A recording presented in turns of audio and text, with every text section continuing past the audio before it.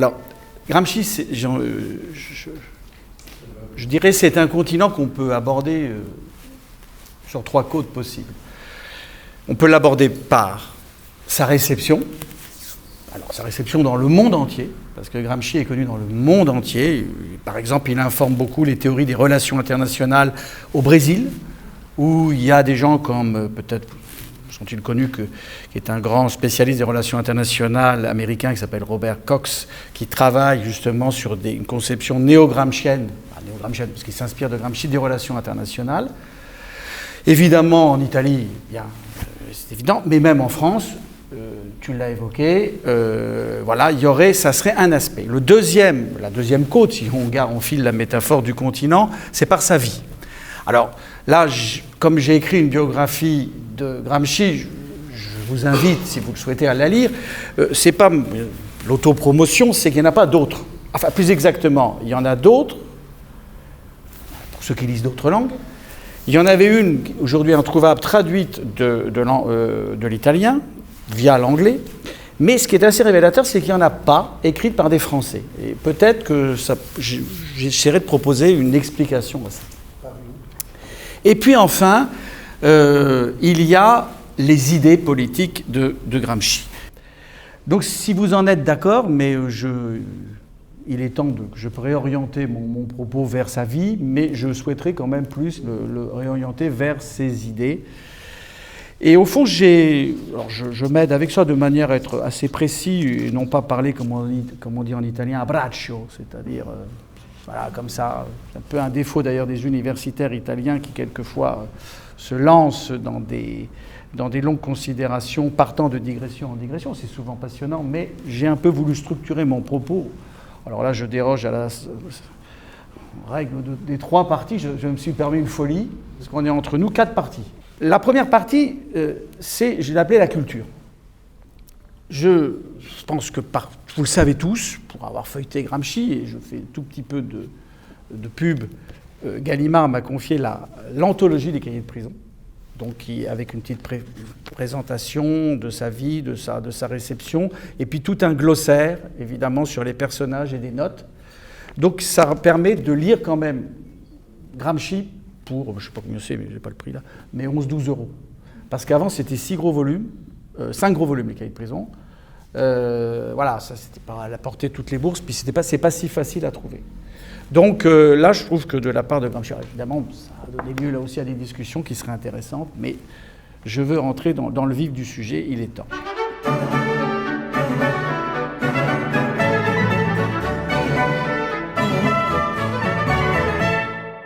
Premier point que je souhaiterais développer avec vous, c'est la culture. Les thématiques culturelles dans l'œuvre de Gramsci, je pense que vous tous, vous le savez, c'est quelque chose de central. Très souvent, on dit que c'est un penseur de la culture.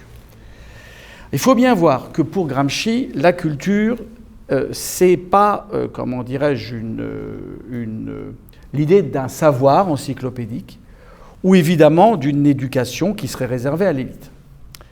Elle est, je le cite, je donnerai quelques citations, prise de possession de sa propre personnalité, conquête d'une conscience supérieure. Voilà comment il définit la culture. Alors, il n'y a pas une définition figée, mais il y a l'idée que ce n'est pas... voilà, c'est une manière de penser le monde environnant. Et cela a pour conséquence quelque chose qui nous intéresse, c'est que, évidemment, Gramsci n'est pas naïf au point de dire que, comme il dira, il n'y a pas de non-intellectuel, on le verra, il n'y a pas de non-philosophe, mais ça ne signifie pas que tout le monde a le même bagage, si vous me passez cette formule, le même niveau culturel. Il y a une culture populaire qu'il appelle plutôt une culture des subalternes, et il y a une autre culture qu'il appellerait plutôt la culture des élites. Mais il montre bien que la culture d'une époque, elle est la rencontre des deux. Il ne faudrait pas imaginer ça marche que dans un sens, c'est-à-dire que la haute culture influence la culture des subalternes. Ce qui a une conséquence importante pour notre propos et notre démarche même philosophico-politique, si on peut employer un mot un peu ronflant, c'est que Gramsci est farouchement, et là c'est des polémiques qu'il a avec le Parti socialiste de son époque, une partie du Parti socialiste de son époque, c'est d'enfermer la culture populaire, sur elle-même. Il y a un refus de Gramsci de valoriser la culture populaire pour elle-même. Ainsi a-t-il des pages qui pourraient surprendre contre les universités populaires. Alors évidemment, ça dépend comment elles sont conçues, mais les universités populaires qui valorisent la culture populaire pour elles-mêmes lui semblent quelque chose d'artificiel qu'il compare souvent à l'espéranto. Alors vous savez qu'il est très sensible à l'idée de traduire la révolution russe, la traduire en Occident, au sens, c'est à la fois une traduction linguistique, il a fait des études de linguistique, mais aussi une traduction politique, et donc l'espéranto c'est quelque chose d'artificiel, et sanctuariser la culture populaire pour elle-même est à ses yeux, je me fais le porte-parole de Gramsci, je n'expose pas mon point de vue, quelque chose qui est dévalorisant. De cette conception de la culture découle sa conception de l'intellectuel. L'intellectuel, il le dit, n'existe pas de non-intellectuel. Pourquoi ? Parce qu'un intellectuel, c'est quelqu'un qui se définit par son rôle social dans la société. En ce sens, eh bien, de même que les ouvriers, les paysans, produisent des ressources matérielles, les intellectuels produisent du savoir. Et alors qu'il écrit dans les cahiers de prison, c'est 29-35. Il commence son cahier, d'ailleurs la couverture c'est ça, le 8 février 29, et il les termine en 35. Il est trop malade les 2 dernières années de sa vie pour pouvoir écrire. Il souffre, vous savez, peut-être de la maladie de Pott, c'est-à-dire la tuberculose osseuse, et puis les prisons mussoliniennes, pourtant une prison dite sanitaire, ne sont pas un très très bon régime. Même s'il n'a pas été torturé au sens... ou si ce n'est pas comparable à un camp, c'est tout de même une prison extrêmement dure pour quelqu'un qui souffre de divers maux. Et qui j'ai pu écrire dans la biographie qu'une des prisons de Gramsci, c'était son corps. Gramsci est un homme bossu qui souffre en permanence de milliers de douleurs. J'ai travaillé avec des médecins. Le grand hypocondriaque que je suis a été très sensible à cette question. Il y a une distinction que vous connaissez peut-être de Gramsci, c'est intellectuel organique. Le PCF a longtemps voulu produire des intellectuels organiques, et à mon avis, on a produit beaucoup plus, contrairement à ce qu'on croit, que le PCI, le Parti communiste italien, et les intellectuels traditionnels. Au fond, c'est quelle est la place, derrière cette question, quelle est la place des intellectuels ? Est-ce qu'ils forment un groupe social autonome, les intellectuels, à côté des ouvriers, à côté des paysans, ou bien est-ce que chaque groupe social a sa catégorie spécialisée d'intellectuels. Et derrière ça, il y a la volonté de Gramsci d'écarter 2 types de thèses. La première, qui dirait les intellectuels sont au-dessus de la mêlée. N'oublions pas qu'il a connu la guerre 14-18. Alors, il n'a pas évidemment fait... 15-18 pour les Italiens. Il n'a pas fait la guerre, bien évidemment, vu ses problèmes de santé. Est-ce qu'ils sont au-dessus de l'histoire, une sorte de pensée indépendante qui échapperait au conflit, ou, au contraire, interprétation plutôt développée par la Deuxième Internationale, parce que Gramsci appelle le matérialisme vulgaire. Alors vulgaire, il faut le prendre populaire, enfin pas vulgaire au sens, il y aurait une vulgarité, mais au sens étymologique, où au fond, les intellectuels ne seraient que le reflet de la situation économique. D'où cet intérêt de distinguer intellectuel organique et intellectuel traditionnel. L'intellectuel organique, c'est, je vais employer un mot un peu ronflant, l'autoconscience, l'autocritique d'un groupe social ou d'une classe. C'est ce qui permet, dans un vocabulaire hegelien, et là Hegel a énormément influencé Gramsci, de passer d'une conscience à soi ou en soi à une conscience pour soi. C'est-à-dire, on va le dire d'une manière plus simple, la conscience pour soi, c'est quand on est conscient de sa mission historique, de qu'est-ce qu'on doit faire dans l'histoire. Et là, évidemment, c'est le rôle de l'intellectuel organique qu'il appelle de ses voeux, qui doit être l'intellectuel organique du prolétariat. En ce sens-là, il est très influencé, bien sûr, par Hegel et par Lénine. Lénine, qui, dans Que faire en 1902, voulait déjà refuser l'idée qu'on distingue les ouvriers et les intellectuels au sein, ce qui n'était pas encore le Parti communiste, au sein du Parti ouvrier social-démocrate de Russie, des premières formations dans laquelle se trouve Lénine. Donc ça, c'est le point, l'intellectuel organique. L'intellectuel traditionnel, c'est un intellectuel, au fond, qui existait avant le capitalisme, pour le dire rapidement, avant l'ascension de la bourgeoisie et avant le capitalisme. L'exemple typique qu'il met en avant, c'est le prêtre. les prêtres existaient évidemment avant, les ecclésiastiques, ou tout un nombre important d'intellectuels qui pouvaient se trouver par exemple dans le Midi italien, bureaucrates, notaires, pharmaciens de village. On les trouve souvent dans la littérature italienne. Pensez au roman de Pirandello, où vous avez la pharmacie libérale et la pharmacie monarchiste, et en fonction des clients, ils se répartissent comme ça, et ça devient un lieu de sociabilité. Ça, c'est l'intellectuel traditionnel qui, au fond, existait avant la montée avant la montée de la bourgeoisie et avant le capitalisme. Autre point important dans les intellectuels de la culture, c'est le rapport que la vie intellectuelle, et donc les intellectuels, entretiennent avec la vie de la nation. Et là, je pense que je suis au cœur de votre problématique, qui est aussi la mienne, soit dit au passage, du socialisme républicain.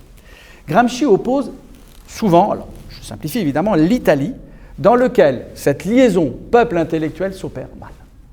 Et la France, donc la France qu'il a pu observer, donc la France passée du 19e et la France de l'entre-deux-guerres. Évidemment, celle de l'entre-deux-guerres, il n'en a connaissance que par les revues qu'il reçoit en prison. Hein.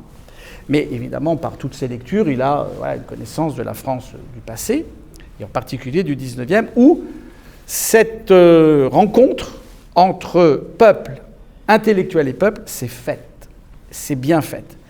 Et elle s'est bien faite, ce qui fera que, ce qu'il appelle, il y a une culture, avec des guillemets, nationale populaire en France, là où il n'y a pas une culture nationale populaire en Italie. C'est toute la différence, je vais y revenir, entre la Révolution française et la force des Jacobins d'avoir su dépasser la classe dont ils étaient issus, qui est clairement la classe bourgeoise, voilà, pour justement faire une alliance plus large. Et les hommes du Risorgimento, qui sont des patriotes sincères, intelligents, il a une estime pour Cavour, mais qui n'ont pas su élargir leur base, qui n'ont pas su faire preuve, on va le voir, d'une véritable hégémonie sur l'ensemble des patriotes. Évidemment, toute cette réflexion sur la culture l'amène à réfléchir sur le rôle de l'éducation. Et là encore, on serait surpris de lire ce qu'il écrit sur l'éducation. Il passerait, si on lisait ça rapidement, pour, comme on dit en italien, un codino, un conservateur. La codino, c'est la queue, hein, quelqu'un qui serait en retard. Alors qu'il y a un ministre, le premier ministre de Mussolini s'appelle, peut-être le connaissez-vous de nom. Alors, j'ai écrit sur lui, mais le livre n'a pas eu un succès mondial. Il faudrait que je le fasse préfacer par quelqu'un d'autre. Giovanni Gentile. Giovanni Gentile, Gramsci se mesure avec lui, il fascine toute la jeunesse. Beaucoup plus que Benedetto Croce, c'est les deux, ils sont liés. Giovanni Gentile, comme gentil avec un E, est la grande figure des intellectuels. Il fascine la jeunesse et il est le premier ministre de l'éducation de Mussolini.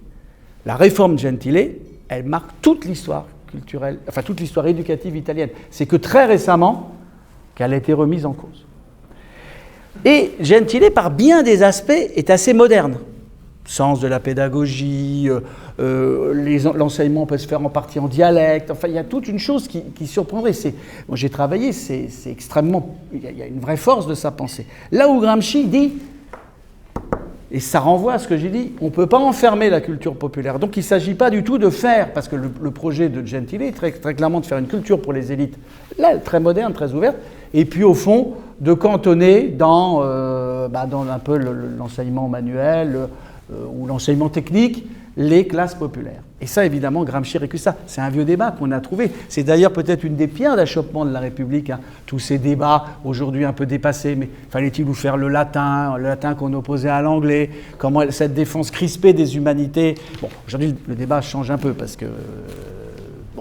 voilà. Mais Gramsci est clairement pour une école élitiste. Il ne veut pas du tout d'une séparation. Précisément parce que l'école doit donner les outils pour dépasser un conformisme social et doit servir à déraciner, éradiquer, le mot est peut-être trop fort, toutes les superstitions, toutes les croyances que Gramsci met en gros sous l'expression de folklore, qui est d'ailleurs un terme qui naît à peu près à cette époque, parce que justement l'enfant des classes populaires est beaucoup plus soumis à ce risque de croyance, de superstition, que celui de l'élite. Et n'oubliez pas, vous le savez, je pense, par culture générale, que c'est un Sarde. Alors, je ne veux absolument pas dire que les Sardes sont... Voilà.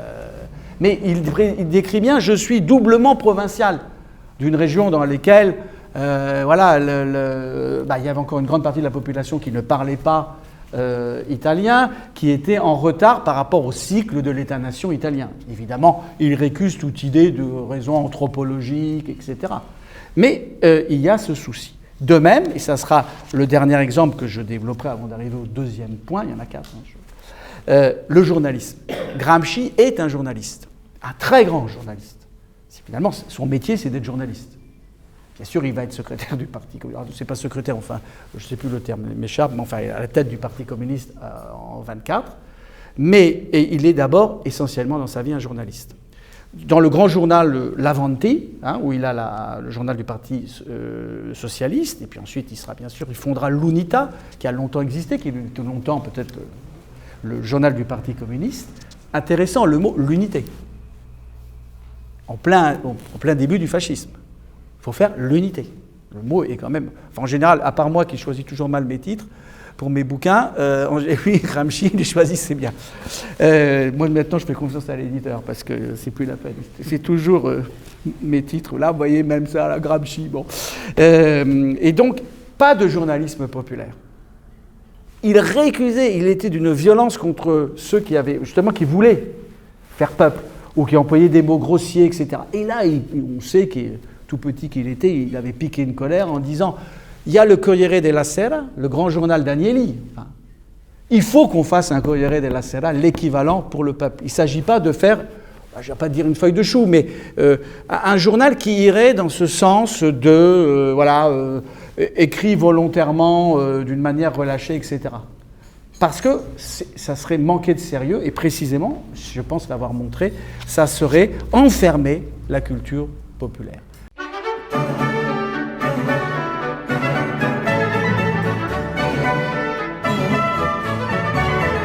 Évidemment, le politique, pour Gramsci, est très lié au culturel dont je parlais précédemment. Qu'est-ce que c'est, le politique ? C'est transformer son environnement social. Ça sert à quoi, la politique, finalement ? C'est une définition qu'on pourrait faire toute nôtre. C'est transformer son environnement social. Donc, ce n'est pas un territoire de spécialistes. Je dirais des politiciens, politiciens dans le sens noble du terme, ceux qui ont pour tâche de faire de la politique. Ce n'est même pas un champ spécifique de la société. Elle est présente, la politique, au fond, dans toutes les activités, puisque c'est transformer son environnement social. Et en ce sens-là, là c'est évidemment plus par rapport aux enjeux de sa famille politique, ne saurait se réduire à l'économie, ne serait un simple reflet de l'économie. C'est à partir de là qu'on a une distinction importante chez Gramsci entre société civile et société politique. Alors, soyons clairs, il n'a pas inventé cette distinction qu'on trouve déjà chez Hegel et chez d'autres. La société politique, c'est précisément tout ce qui relèverait, on pourrait dire, de l'État, et la société civile, c'est tout ce qui relèverait des interactions entre les citoyens, dans la sphère des citoyens. Mais ce qui est intéressant dans le cas de Gramsci, c'est que il va être celui qui va beaucoup s'intéresser à la société civile, qui va devenir pour lui le lieu par excellence du combat politique. Or, vous l'avez compris, la société civile, c'est donc quelque chose qui est dans les relations qu'on peut avoir, par exemple. Et donc, il s'agit d'un domaine dans lequel la persuasion, et la persuasion comme méthode, et le consentement comme finalité, prime sur, comment dirais-je, l'idée de la coercition, de la contrainte. L'État, il contraint, si vous faites des choses, et visant à la domination. Donc, c'est un domaine où précisément la culture et l'intellectuel qu'il définit, je trouve que l'expression est assez belle, comme là c'est de lui, comme persuadeur permanent. Bon, c'est pas, ça sonne bien en français, ça fait une allitération. Persuadeur permanent est importante. Le champ de la société civile, le champ de la politique, c'est pas le champ militaire, policier ou même juridique du magistrat, qui relève là d'une sphère politique, c'est le domaine où, par excellence, on cherche à convaincre. On cherche à gagner la bataille des idées. pour le dire d'une autre manière. Et précisément, tel est le combat pour les sociétés occidentales. Gramsci distinguant, alors qu'il est contemporain de la Révolution de 1917, qu'il salue très vite, avec quelquefois un enthousiasme, et toutes les écailles ne lui sont pas tombées des yeux. Je me souviens d'avoir eu des conférences en me disant « mais il ne savait pas si, il ne savait pas être en prison ». Mais on le sait, il va être assez critique sur ce qu'il appelle la dérive bureaucratique. Par la suite d'un échange des lettres en 1926 avec Togliatti, il va dire « mais je ne comprends pas votre mode de fonctionnement, comment vous les Zinoviev, les Kamenev, les Trotsky, qui ont été... » Il n'est pas les trotskistes, hein, au sens trotskiste, je ne parle pas des trotskistes post-Trotsky, mais de l'époque. Il est plutôt sur la ligne globale menée par Boukharine, Boukharine, il va être critique avec lui, mais il est plutôt sur la ligne politique, mais il dit qu'est-ce que c'est ces manières de condamner des invectives, et puis il ne sait pas encore que les invectives vont aller plus loin jusqu'à l'élimination physique, c'est pas une manière de procéder. Et ça, Togliatti lui répond, alors qu'il est Togliatti, finalement membre, est à Moscou et a peur, hein. Il lui dit non, tu ne peux pas très bien comprendre le fonctionnement, etc. Bon. Je ferme la parenthèse, mais c'est important, c'est qu'il est conscient que, je le cite, à l'Est, donc en Russie, l'État était tout. Donc la société politique. La société civile était primitive et sans forme. Sans doute exagère-t-il, mais c'est ainsi. À l'Ouest, donc en Occident, en Allemagne, en Angleterre, en France, en Italie, entre l'État et la société civile, donc à l'Ouest, existe un juste rapport. Et derrière la faiblesse de l'État, on pouvait voir immédiatement la structure solide de la société civile. L'État, j'en ai presque fini de la citation, était seulement une tranchée avancée, la métaphore, qui vient derrière laquelle se trouvait un système puissant de fortification et de casemates. La société civile est solide. L'État peut être fragile, mais la société civile est solide. Donc, l'activité révolutionnaire, si elle veut changer les choses, elle ne fera pas l'économie d'un moment, voire militaire, d'un moment de prise de pouvoir. Mais elle ne va pas réussir, même si elle faisait une prise du palais d'hiver. N'est pas possible. Parce que derrière, la société civile ne suivrait pas. La société civile ne suivrait pas. Et donc, il faut convaincre, gagner la bataille au niveau de la société civile, par la persuasion, d'où la dimension culturelle, d'où le rôle des intellectuels. Vous voyez que tout se tient dans sa démarche. C'est ainsi qu'il y aura une véritable possibilité de victoire pour changer la société capitaliste. Donc là, c'est quelque chose évidemment d'important. C'est traduire la révolution. Vous savez, peut-être que Gramsci a fait des études, on disait de glottologie, on dirait aujourd'hui de linguistique. Et il a été d'ailleurs, il n'a pas eu son diplôme parce qu'il était très malade. Mais il est très sensible à l'idée de la langue. Hein. Alors, les collègues linguistes, ils n'insistent que là-dessus. C'est à mon avis une perspective. Il faut avoir plus un œil philosophique que simplement linguistique. Mais peu importe, cette idée de traduire, comment traduire ce qui s'est fait en Russie en Occident, c'est décaler le regard de la prise de l'État, de se concentrer sur la société politique en la centrant sur la société civile. D'où, et vous voyez que c'est peut-être un peu systématique ce que je dis, mais c'est le but aussi d'un propos comme ça, tenu, comment dirais-je, sans qu'on puisse lire de manière orale, d'où la fameuse opposition entre guerre de mouvement et guerre de position. Parce que la guerre de mouvement, elle est efficace pour prendre l'État, pour prendre le contrôle de la société politique. Mais si vous voulez persuader, si vous voulez influencer, modifier la société civile, c'est une guerre de... Alors il prend une métaphore qui l'inspire du monde de la guerre 14, c'est une guerre de tranchées ou une guerre de position. D'où d'ailleurs la défense de l'Union soviétique qui a raison contre Trotsky, la position officielle, de ne pas vouloir diffuser la révolution. Dans un premier temps, ce n'est pas possible, il faut protéger au moins, garder la casemate, disons l'Union soviétique, qu'elle se maintienne, elle au moins communiste. Et donc en Occident, ce qui l'intéresse, il faut mener une véritable guerre de siège en luttant du point de vue idéologique et culturel. Et il faut comprendre que Gramsci ne se pose pas la question in abstracto. Gramsci, c'est un penseur, si on avait un des mots-clés qu'on n'a pas encore employé, il est historiciste. Alors, il y a un mot un peu compliqué, mais en fait, on peut le prendre assez simplement, c'est-à-dire que sa pensée s'ancre dans l'histoire, dans des événements historiques, en regardant l'histoire. Et entre autres, il pense l'histoire depuis 89 à nos jours, c'est-à-dire à ses jours, c'est-à-dire les années 30, comme une période sous un double signe, il met un trait d'union, révolution-restauration. Et effectivement, si l'on parcourt la période qui va de 89 aux années 30, il y a des périodes révolutionnaires, on le sait bien en France, 89, 93, 94, 48, la Commune. Puis il y a des périodes plutôt de restauration. Alors peut-être que le terme est impropre, mais disons de repli. Et au fond, qu'est-ce qu'il emporte dans cette période? Et là encore, il va opposer la France et l'Italie une nouvelle fois. En France, l'emporterait plutôt la dimension révolutionnaire. Il ne veut pas dire que toutes les périodes sont révolutionnaires. Le Second Empire n'est pas une période révolutionnaire. Mais c'est quand même cette idée. Pourquoi? Parce que, révisant d'une manière importante la Révolution française et les Jacobins sous l'influence d'un historien marxiste, Albert Mathiez, avant, il était plutôt critique sur cette révolution. Un peu à l'aune de Croce, il y voyait une révolution à l'eau de rose, avec des grands sentiments humanistes et une affaire de franc-mac. J'emploie volontairement cette manière. C'est une vision de franc-maçon artificielle, etc.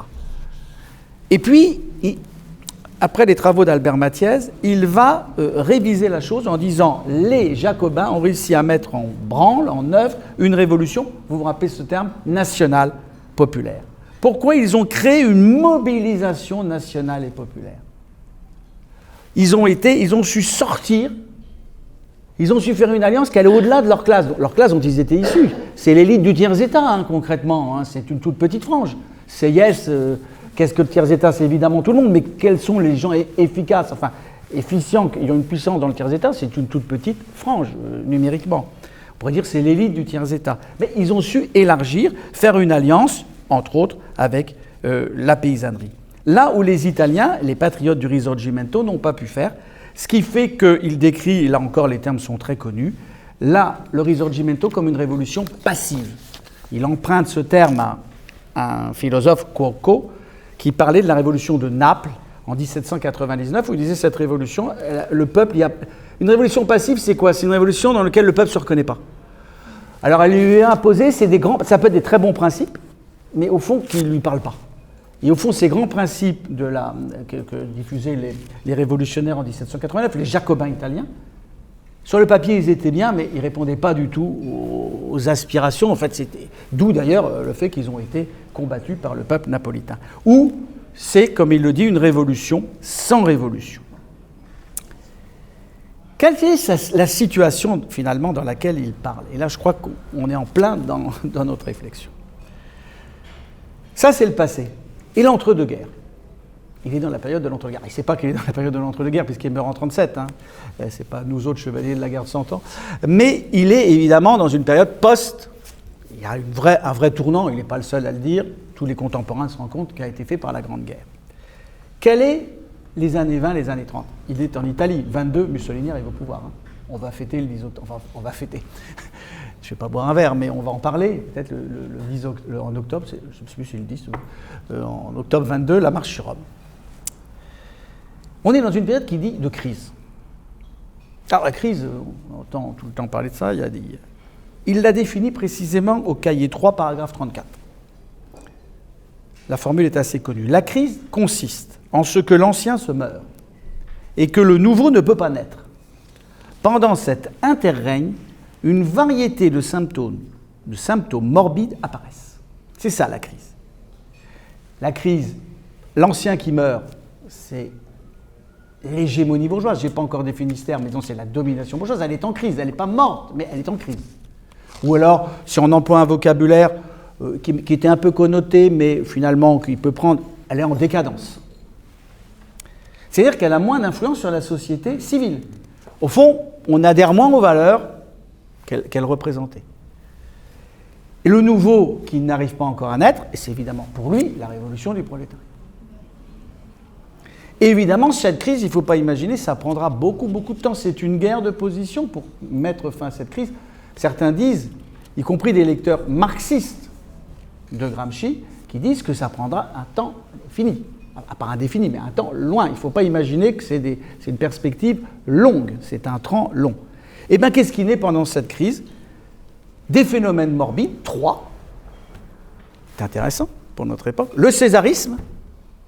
Alors, évidemment, là, on pense au fascisme. Une grande personnalité, mais ça peut être une grande personnalité qui se met en avant comme la solution à l'incertitude du moment, le rédempteur de la nation.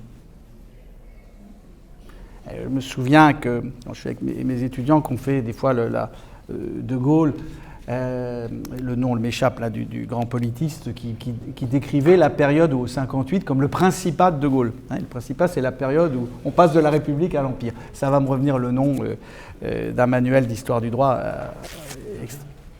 Non, c'est pas du Verger, mais ça va me revenir. Mais là, comme disait ma grand-mère, c'est dans le genou, ça va remonter à la tête.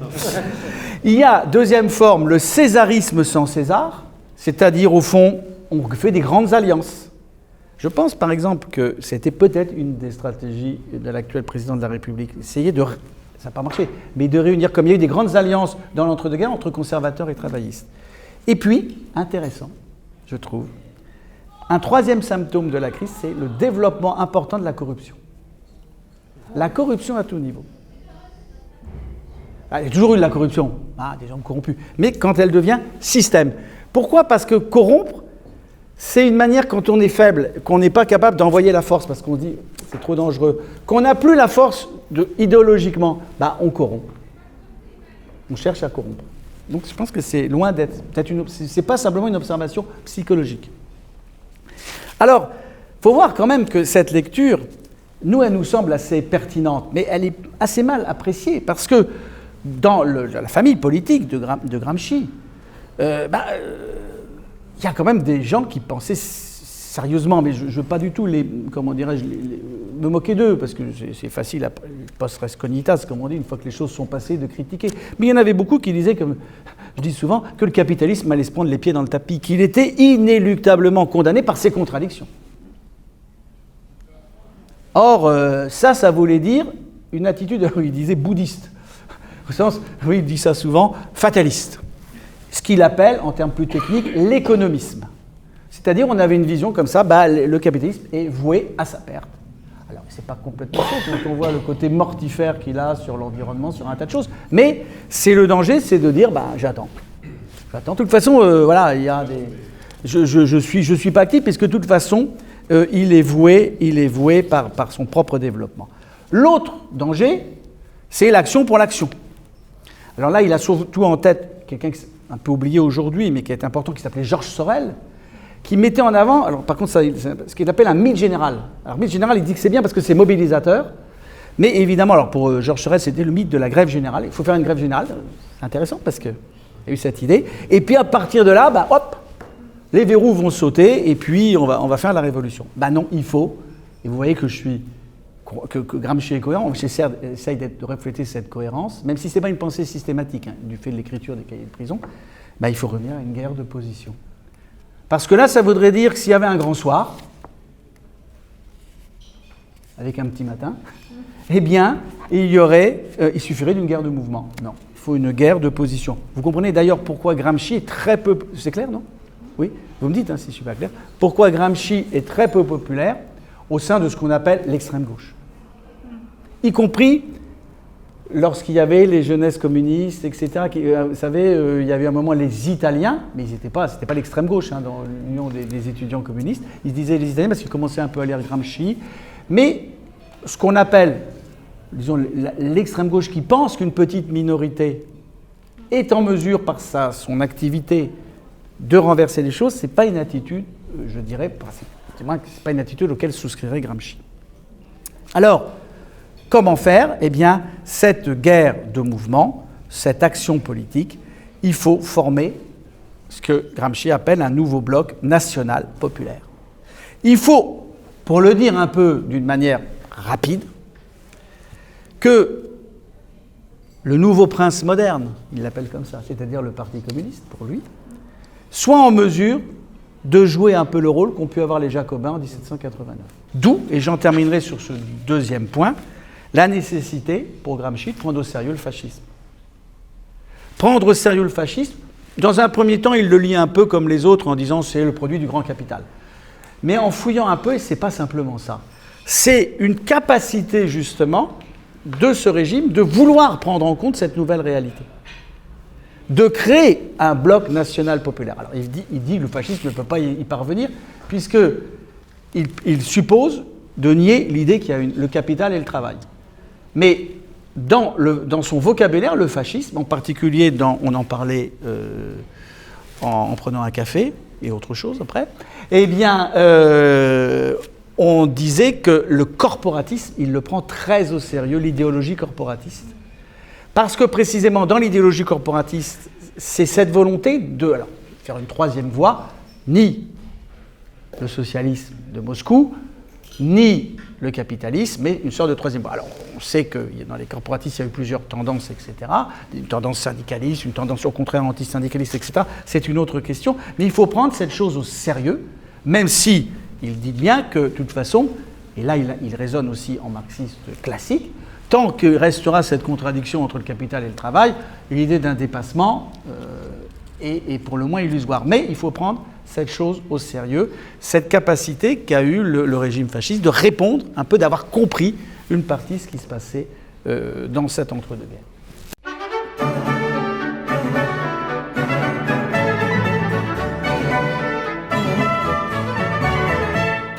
Le sens commun, voilà un terme que Gramsci emploie souvent. Le sens commun, qu'est-ce que c'est? C'est la philosophie populaire, ou plus exactement, et là les mots doivent être importants, c'est le versant populaire de la philosophie. Ça veut dire qu'au fond, le sens commun, c'est pas quelque chose qui serait hors du champ philosophique. Il y aurait d'un côté les systèmes philosophiques et le sens commun, qui seraient deux domaines séparés par une frontière étanche. Mais en fait, les savants, les philosophes, développent leur conception, et on le voit bien quand on les entend parler sur les ondes, à partir de l'humus, on va prendre une image, de l'humus spirituel d'une époque. Et le sens commun, la pensée qu'on peut trouver, voilà, il faut zapper la télé entre, comment dirais-je, allez, France Culture et les grandes gueules. Eh bien, c'est aussi le sens commun qui filtre une partie des grands systèmes, pour en incorporer quelques éléments. Et au fond, la réalité culturelle d'une époque, c'est le résultat d'un mélange donc, entre ce qu'il appelle le sens commun et la haute philosophie, c'est-à-dire celle qui a une pensée un peu systémique, un peu de personnes qui consacrent l'essentiel de leur activité à l'histoire de la pensée. Or, ce sens commun, il faut ni l'exalter, ni, je dirais, d'un revers de main un peu méprisant, le balayer. Il ne faut pas l'exalter parce qu'il est misonniste. Misonniste, terme un peu qu'il emploie, un peu oublié, c'est-à-dire qu'il n'aime pas la nouveauté. Quand on est misonniste, c'est qu'on n'aime pas la nouveauté, c'est qu'on est d'abord soucieux de la tradition, et surtout en quête de vérité rassurante, indiscutable. Et ça, combien on le sent aujourd'hui, c'est très prégnant. Alors ça, les proverbes, pour lui, les préceptes de sagesse, mais aussi les propos de comptoir, et on pourrait peut-être ajouter, ce évidemment qui n'est pas chez Gramsci, une partie des théories du complot, qui, à mon avis, relèvent aussi en partie de ça. Mais dans le même temps, ce sens commun, je vous le disais, on ne peut, comment dirais-je, s'en satisfaire, mais il porte aussi quelque chose de positif, qui est un peu les germes d'une résistance à l'ordre établi. Un certain regard critique des classes populaires qui développent ce sens commun, qui ont ce sens commun. Et qui, en ce sens-là, iraient contre cette tradition et ce conservatisme. Il y a une tension dans le sens commun. Je le disais, j'avais fait un petit tour pour avoir votre point de vue. Il me semble, mais là, je dis moi-je parce que ça n'engage que moi. Ce n'est pas un moi-je de prétention, c'est un moi-je, au contraire, de modestie. Qu'une partie des Gilets jaunes, de ce qui s'est passé, et cette double expression du sens commun. Et peut-être, d'ailleurs, nos réactions par rapport aux Gilets jaunes ont reflété, pour une part, peut-être une inquiétude et un enthousiasme, enfin, peut-être après toute une gamme de variations par rapport à ça. Car il exprimait, d'une certaine manière, le sens commun aussi d'une époque. Je laisse comme une piste de réflexion, évidemment, Gramsci ne parlant pas, vous doutez bien, de ça. Ce qui importe, à Gramsci, et ce qui doit nous importer, à nous, je dirais, double titre, c'est que ce sens commun soit réformé, rationalisé, soit en contact, évidemment pour Gramsci, avec la pensée et la pratique révolutionnaire, avec la philosophie de la praxis, avec la philosophie de la pratique. Il faut en gros que ce sens commun devienne une idéologie révolutionnaire, mais structurée et pensée. Et évidemment, pour Gramsci, il faut le travailler dans un sens marxiste, ça va de soi. D'où une question qui a été longtemps très préoccupante, c'est le rapport entre la structure, en allemand, vous aviez mon collègue et ami Jean Dumas, la Basis, et la superstructure, Überbau, au-dessus de la base. L'infrastructure économique et les superstructures politiques et culturelles. Or, je voudrais insister sur une chose, parce que il y a une littérature sur ça colossale, avec des gens qui se sont mangés le foie au sein de la famille communiste. Alors, quand ça a été plus que le foie, avec des condamnations, etc. Bon. J'ouvre juste une toute petite parenthèse. Althusser, le pape un peu du marxisme à une époque, a fait connaître Gramsci comme étant le théoricien des superstructures, pour mieux le condamner comme étant un théoricien des superstructures, au nom d'un marxiste qui voulait scientifique. Vous savez, le Marx du Capital, rejetant le Marx de la jeunesse, jugé trop idéaliste. Je ferme cette parenthèse. Il ne faut jamais perdre de vue une chose, c'est que cette opposition entre la structure et les superstructures, ou la superstructure, c'est une métaphore spatiale. Il y a une structure, et il y a quelque chose au-dessus. Ça ne doit pas être... C'est pas une ontologie, si on emploie un mot un peu ronflant. C'est pas quelque chose qui existe. C'est une manière de penser la réalité. Et donc, c'est une manière de penser la réalité qui doit nous permettre, justement, de la transformer, cette réalité. Les philosophes ne sont pas là simplement pour comprendre le monde, mais pour le transformer. Donc, évitons de s'étriper aussi pour quelque chose qui est une manière de penser. Ça, c'est une première chose.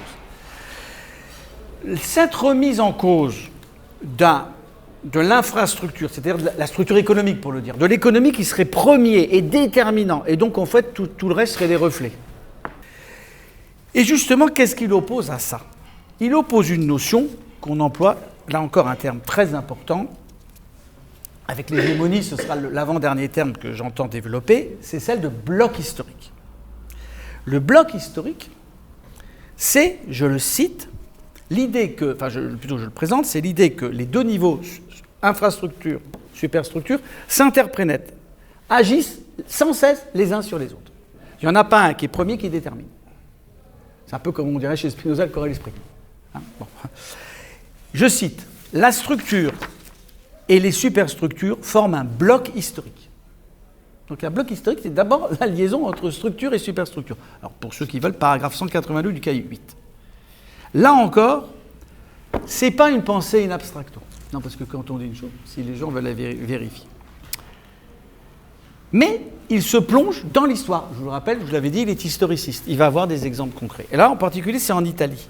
C'est quoi le bloc historique italien? C'est-à-dire dans lequel la structure et les superstructures joueraient. C'est cette alliance qui s'est faite entre la bourgeoisie industrielle du Nord, un bourgeoisie industrielle du Nord, qui s'est alliée avec les propriétaires terriens du Sud. Et qui est fondée sur la passivité sociale des paysans et sur le caractère subalterne du prolétariat industriel du Nord, qui préfère d'une certaine manière, je force un peu le trait, s'allier avec la bourgeoisie industrielle du Nord, plutôt que de faire une alliance avec la paysannerie du Sud. Il faut renverser ce bloc historique, justement en faisant une alliance entre prolétariat du nord de l'Italie et paysannerie du sud de l'Italie. Au fond, la vraie question qui se poserait à un révolutionnaire hier, du temps de Gramsci, et peut-être aujourd'hui, je vous en laisse juge, puisque vous êtes plus avancé que moi là, dans vos réflexions, c'est quel doit être le bloc historique aujourd'hui. Non, mais je veux dire, vous êtes plus avancé, c'est pas une flatterie, c'est pas asinus acidum fricat, comme on dit. Mais c'est, parce que c'est votre objectif de relancer le socialisme républicain. Au fond, ça doit être posé, cette question, en évitant deux écueils. Ça, par contre, je pense que la leçon est toujours un écueil matérialiste, C'est-à-dire, en gros, il y aurait la matière qui déterminerait une sorte de rigidification qui a existé. Alors, elle est sans doute moins nette aujourd'hui, mais elle a été très forte dans les années 20. Il y avait d'abord et avant tout, l'économie qui était déterminante, ou au contraire, bien une vision idéaliste, alors qu'il avait pu voir, lui, chez Croce ou Gentile, qui, au fond, s'était détaché du marxisme. Il faut savoir qu'à la fin du 19e, Croce et Gentile avaient joué un rôle très important dans l'introduction du marxisme en Italie. Mais s'en était détaché, Croce pour rejoindre, finalement, pour revenir à sa famille libérale, et Gentile, excusez-moi le lapsus, pour devenir un des théoriciens principaux du fascisme. Bon, après, on pourrait développer leur réponse au marxisme. Mais en gros, ils avaient réduit le marxisme à être un outil, une clé de lecture de l'histoire, mais sans portée décisive. Donc, il faut éviter ce double écueil, en pensant que la philosophie n'échappe pas à l'histoire, et que précisément le marxisme est la philosophie qui est la plus consciente qu'elle n'échappe pas à l'histoire, et qu'elle doit, justement, elle le reconnaît, et qu'elle en tire toutes les conséquences. Je le cite, ça sera la dernière grande citation.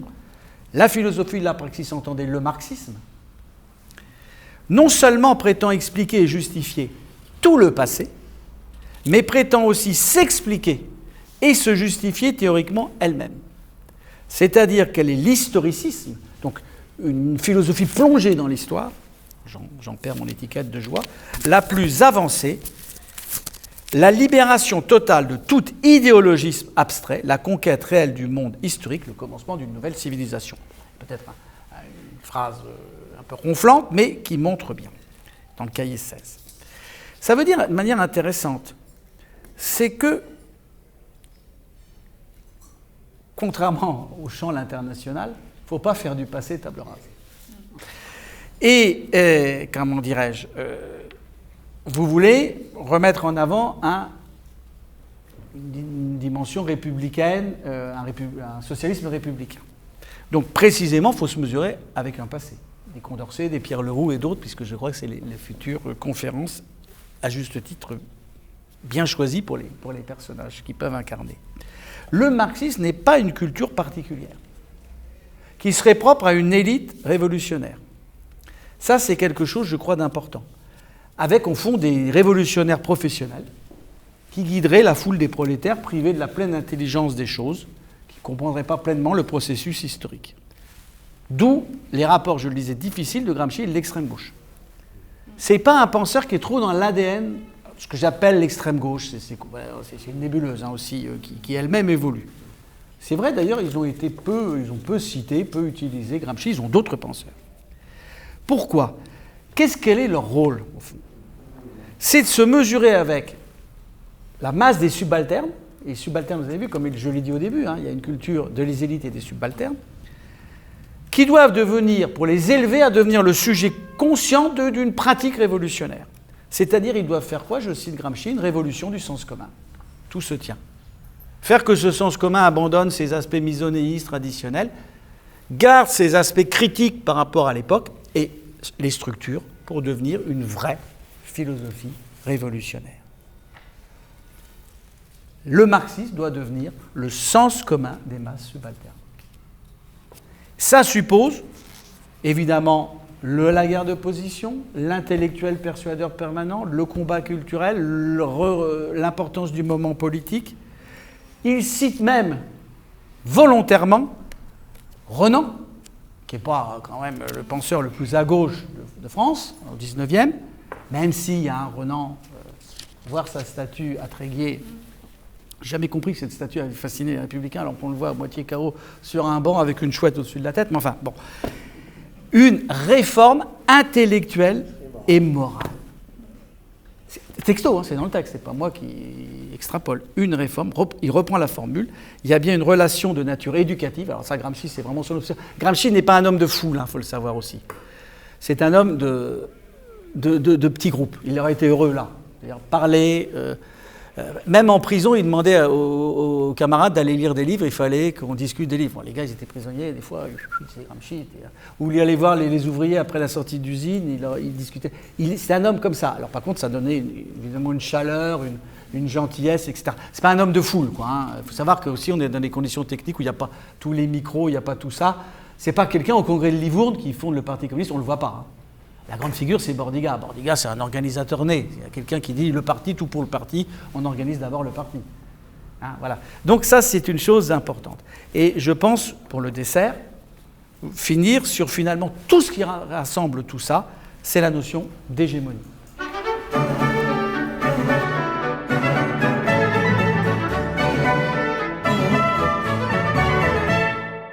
Alors le dernier point que je voudrais voir avec vous, quatrième et dernier, c'est la notion d'hégémonie. Au fond, tout ce long développement que j'ai pu faire, et je vous remercie d'ailleurs de votre attention, nous ramène à cette notion d'hégémonie, qui est vraiment la notion peut-être la plus centrale et la plus connue de Gramsci. Pourquoi ? Parce qu'elle sert précisément à souligner la dimension culturelle et morale du pouvoir politique, l'importance de ce temps politique. Alors, le mot hégémonie n'est pas un mot que Gramsci a inventé, j'imagine que c'est un mot grec, signifie les alliances entre différentes cités, et d'ailleurs le terme continue d'avoir un impact quand on fait les théories des relations internationales. On parle de l'hégémonie d'une puissance, et d'ailleurs, je vous l'avais dit tout à l'heure, il y a une école gramscienne des relations internationales. C'est intéressant de voir aussi que Gramsci est entré dans le monde universitaire dans beaucoup de pays, alors en Italie bien sûr, mais c'est surtout dans les pays anglo-saxons ou hispanophones, d'Amérique du Sud, voire en Inde, dans d'autres pays où c'est intéressant, où il sert à penser justement une série de ces concepts sont utilisés loin de l'Occident, de l'Europe occidentale. Dans le vocabulaire politique, le mot hégémonie, si on avait à peu près à le dater, fait son entrée vers 1880. Alors c'est Plekhanov, marxiste un peu oublié aujourd'hui, qui le premier l'emploie pour désigner l'alliance entre la classe ouvrière et la paysannerie pour renverser la bourgeoisie. Et dans cette alliance, les ouvriers doivent avoir l'hégémonie sur les paysans. Lénine d'ailleurs reprendra ce terme dans ce sens et dans une optique anti-menchevique. Gramsci, lorsqu'il utilise ce terme, s'émancipe ou de ce vieux vocabulaire, ou s'émancipe aussi du sens qu'il peut avoir chez les marxistes, finalement quasiment pas de sa génération, mais de la génération d'avant. Il faut savoir qu'il avait bien lu Lénine, et Lénine cite à plusieurs reprises Gramsci. Donc c'est un personnage important. Et donc, quel est le sens qu'il lui accorde ? Au fond, l'hégémonie, c'est avoir la capacité politique de diriger, et non pas de dominer. C'est-à-dire de diriger, vous vous rappelez, d'avoir une influence dans la société civile, donc dans la sphère culturelle, politico-culturelle, avec le rôle des intellectuels. C'est au fond la capacité qu'a un groupe social on va dire très simplement, dans un vocabulaire un peu plus simple, d'imposer son idéologie. Le parti modéré italien, les Cavouriens, en Italie, lors du Risorgimento, Camillo Cavour et ses partisans, qui étaient donc des modérés du point de vue des vrais patriotes, mais modérés du point de vue, comment dirais-je, social, ont réussi à imposer leur hégémonie sur les autres familles plus révolutionnaires, en particulier sur le parti de Mazzini, sur qui j'ai travaillé.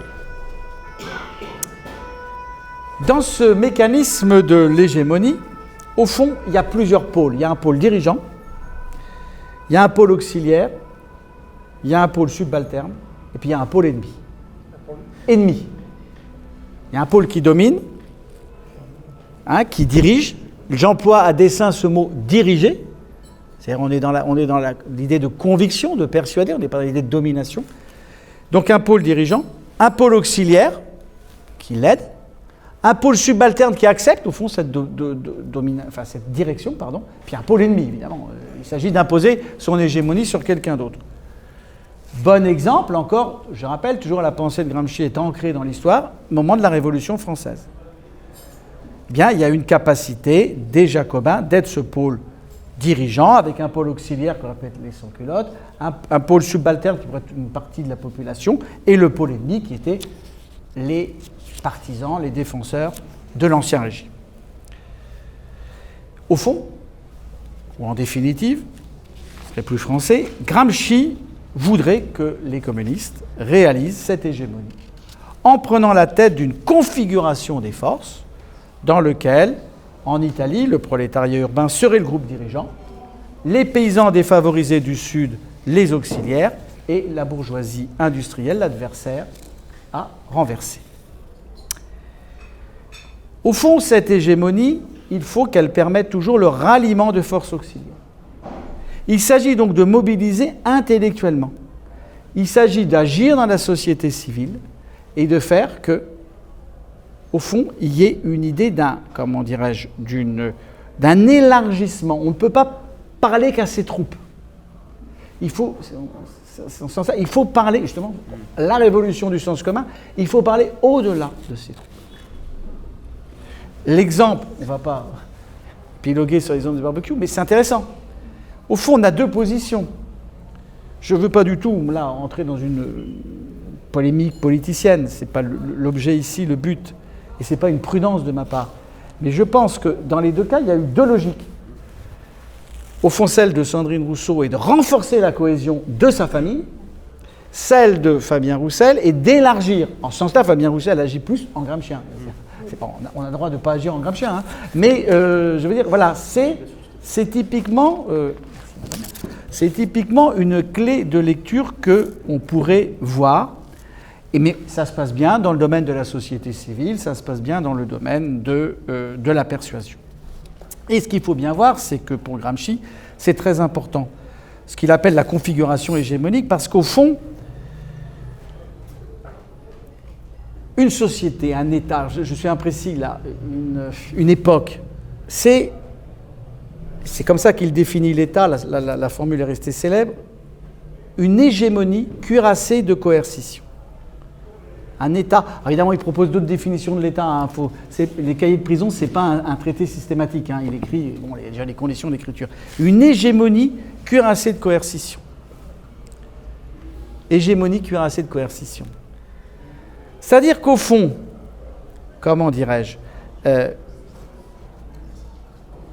plus un État est fort, moins il a besoin de recourir à la domination. Moins il a besoin plus un système hégémonique est solide, moins il a besoin de recourir à la force. Il a toujours la force. La police, l'armée, le monopole de la force. D'ailleurs, c'est plutôt un signe de bonne civilisation. Autrement, on retombe dans d'autres choses. Mais moins il a besoin. Intéressant, là encore, de relier la crise des Gilets jaunes. C'est bien une crise hégémonique, parce qu'il a dû quand même mobiliser. De fait, je ne rentre pas dans le détail, moi je ne travaille pas à la préfecture de police, je ne sais pas de Paris, mais il a dû mobiliser, alors pas l'armée, mais la police quand même d'une manière importante, ce qui prouvait bien une crise hégémonique. Au fond, le discours dominant passait mal, il y avait une crise hégémonique. Quand il passe bien, on n'a pas besoin de mobiliser. Elle est toujours en réserve, la police et l'armée, mais elle n'est pas, au fond, il n'y a pas besoin, et c'est même contre-productif d'utiliser la force. La force au sens la domination et non plus la direction des esprits. Ça devient quelque chose de contre-productif. Et donc, finalement, une société fonctionne bien quand la domination, quand la direction, l'hégémonie, finalement, peut quasiment se passer de recourir à la force. Alors, il n'est pas naïf, il n'y a aucun système hégémonique qui n'ait pas besoin un peu de domination. Mais moins elle est forte, moins elle est prégnante, plus la société, l'idéologie dominante est solide et finalement arrive à faire consensus autour d'elle. Et il est intéressant de voir qu'il y a une période qui peut-être, alors il n'y pense pas à notre période, il est dans l'entre-deux-guerres, mais il y a peut-être une période qui est intéressante. Vous vous rappelez, j'avais dit, une des réponses à la crise, c'est la corruption. C'est au fond la corruption, c'est pas simplement une lecture psychologisante des gens corrompus. Ça a toujours existé. Y compris quand les régimes se portaient bien. Des gens qui cherchent à magouiller, voilà. Non, c'est autre chose. C'est autre chose. C'est lorsqu'au fond, c'est plus possible d'exercer l'hégémonie. On n'arrive plus à dominer, à avoir une influence sur les esprits.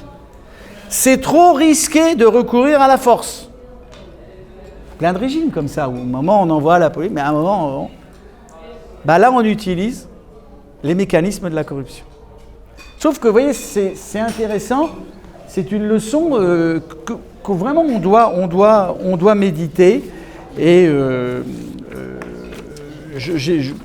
on pourrait presque finir sur cette remarque avec peut-être une dernière observation, c'est que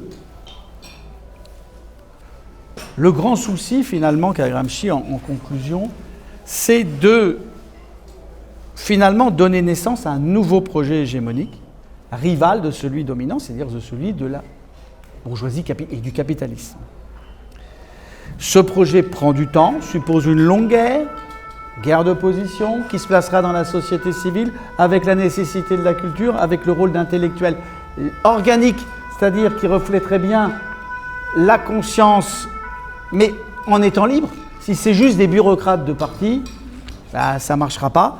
Donc c'est un travail évidemment de longue haleine. Alors certains ont dit même que c'était un travail de telle longue haleine qu'ils ne pensaient plus la révolution. Bon, mais il y a plein de lectures de Gramsci. Mais en tous les cas, c'est un travail, je voudrais vraiment conclure sur ces deux choses. Souvent en Italie, lorsqu'on dit « je m'approche de la conclusion », ça veut dire « je reprends encore une bonne demi-heure ». Mais là, je vais le faire à la française. Deux choses, pas confondre crise organique et crise conjoncturelle. Crise organique, c'est vraiment celle qui touche finalement les ressorts justement de l'hégémonie, merci madame. Là où la crise conjoncturelle, il y a des... comme dans les cycles économiques, c'est quelque chose de court. Et puis, éviter, c'est là peut-être une des grandes leçons de Gramsci, éviter le fatalisme. Je me croise les bras, au fond je suis un peu désespéré, tant pis, je me replie sur, vous savez, comme certains philosophes de l'Antiquité, la crise de la cité, je me replie sur l'amitié, je me coupe du monde. C'est quand même une tentation. Moi, je peux vous dire que c'est une tentation qui me guette, surtout que je suis un campagnard. Non, je ne cache pas. Voilà. Et puis, faut lutter. Et puis, à l'inverse, contre toute forme de messianisme, on pourrait dire que c'est peut-être le versant le plus irritant d'un certain populisme. Donc, c'est peut-être éviter ces deux écueils peut-être c'est une leçon, j'aime pas l'idée qu'il donne des leçons, mais enfin, un des enseignements sur lesquels je conclus mon propos qui a été un peu long. Et je vous remercie de votre attention. Bravo.